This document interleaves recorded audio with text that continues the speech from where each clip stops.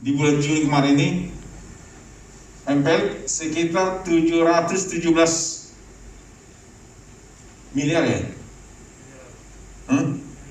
Menurun dari Desember 2019 1,31, MPL kami sekarang 1,31.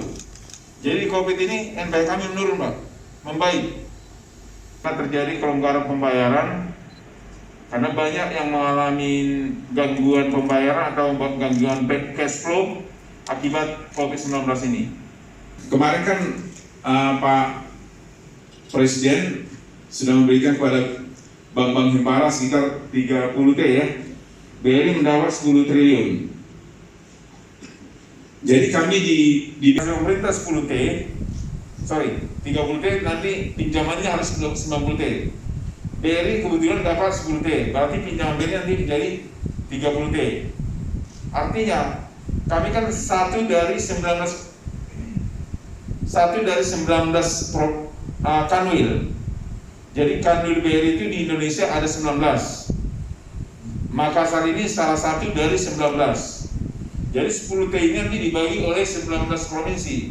30 T ini dibagi 19 provinsi setelah sharing dari BRI sendiri. Anda nanti 2 triliun ini bisa per kanwil, berarti bisa 38 T. Ini kita anggap, kita dari perencanaan kepala cabang, nantinya kami akan ada nanti kita bagi-bagi kreditnya, ada kredit sampai 2M, ada di atas 2M sampai 5M. Khusus ini nanti Pak, jadi diperkirakan 1,5 T nanti ininya untuk pertanian.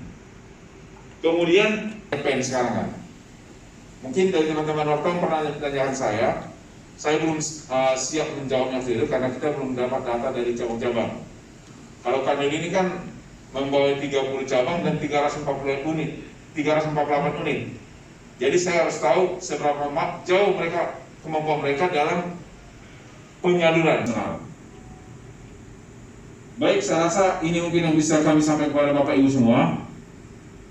Nanti kita buka forum diskusi silakan seperti apa, tapi pertanyaan 1,2 untuk 6 pertanyaan yang terkait, misalnya industri perdagangannya.